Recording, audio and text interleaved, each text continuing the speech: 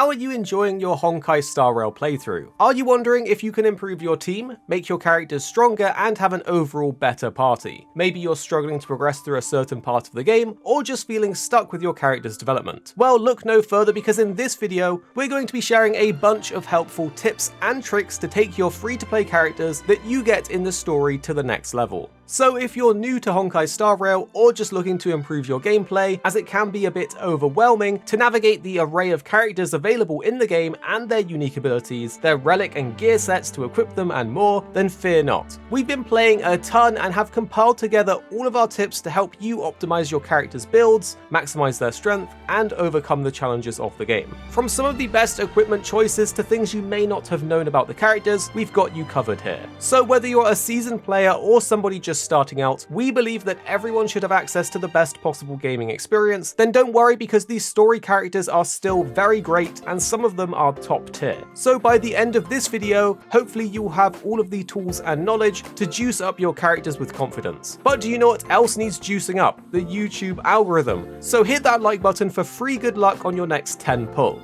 Anyway, let's get started with the Trailblazer, your main character, who by the way is an S tier character, and interestingly, after a certain story mission, he will unlock a different elemental version, and you can switch between these freely, from a destruction physical tanky DPS to a preservation fire tanky DPS. Both of these forms are brilliant, and again you can switch between them at any time. Just remember to change all of your relics and light cones when you do. The fire form, however, is regarded as superior, as it's a super powerful tank with built-in taunt, party-wide shields, and a good DPS in general. Much of his kit scales off of defense, so for this character, you'll want to be using the relic set Knight of Purity Palace for the extra defense and shield mitigation, but also the Fleet of the Ageless Planar Ornament set for the extra tankiness. Focus on the stats defense, speed, and energy regen. For the physical version though, you'll want to use the Champion of the Streetwise boxing set to boost your DPS massively, and the Space Sealing Station for even more attack.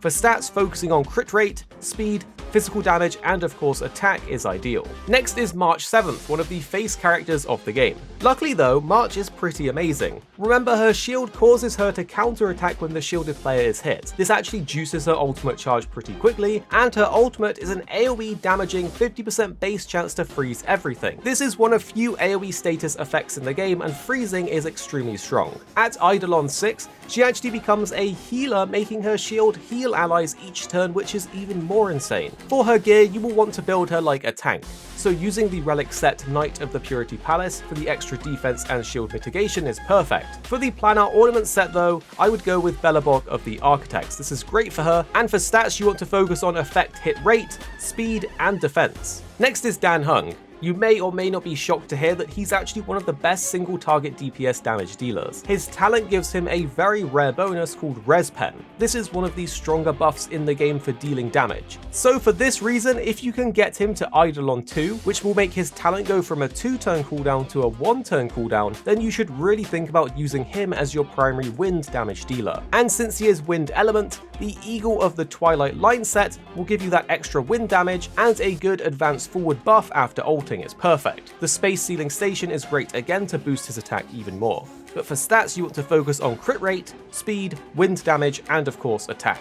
Next is Astor, who is a great attack booster support character, and she's one of the few characters in the game that can easily boost your team's speed with her ultimate. It's kind of like an AoE haste. You can't go wrong with bringing her against fire weak enemies, and the more foes the better, because she gives out more buffs the more enemies that she hits. And do keep an eye out for her fourth ability, Ignite, which gives an extra 18% fire damage to all allies. This is super powerful in the right fire team comps. For her relics, you can't go wrong with the Firesmith of the Lava Forging set for bonus damage, and the Fleet of the Ageless to be a little bit more tanky. For stats, I would go with speed, fire damage, and effect hit rate. Next is Herter. This is an ice AoE follow-up attacker and is really good in the right situations, but not so good against stronger, tougher single targets like bosses. So make sure to utilize her versus March 7th in your party where it makes sense to bring an ice character. But hey, she's free after all and still decent. I would personally recommend using her for Calyx farming due to her impressive AoE follow-ups, which can make clearing waves of mobs an absolute breeze. For relics, I would focus on 2 pieces of the Hunter of Glacial Forest and the Musketeer set for more attack and ice damage, and the Space Sealing Station ornaments will be ideal as well. Focus on crit damage, speed, ice attack, and attack when it comes to her stats. Next up is Natasha.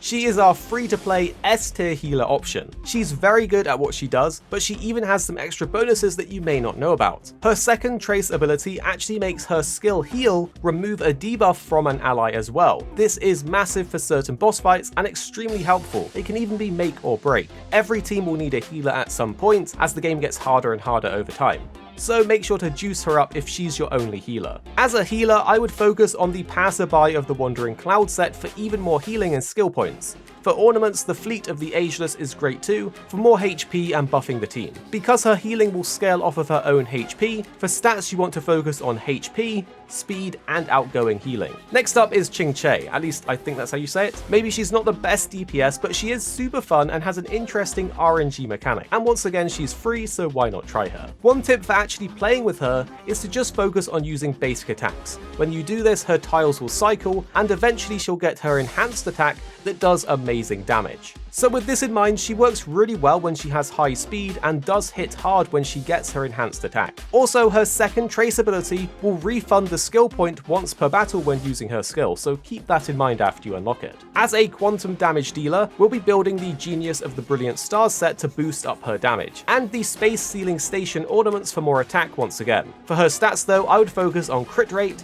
speed, and either attack or quantum damage.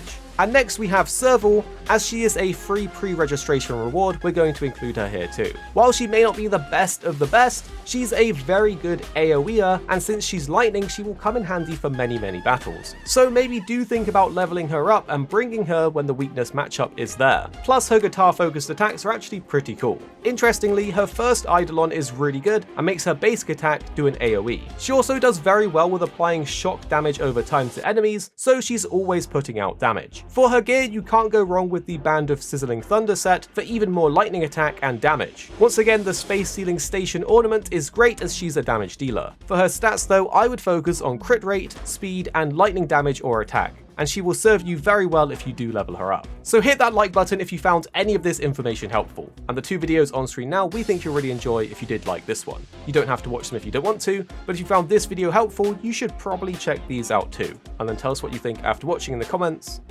down below.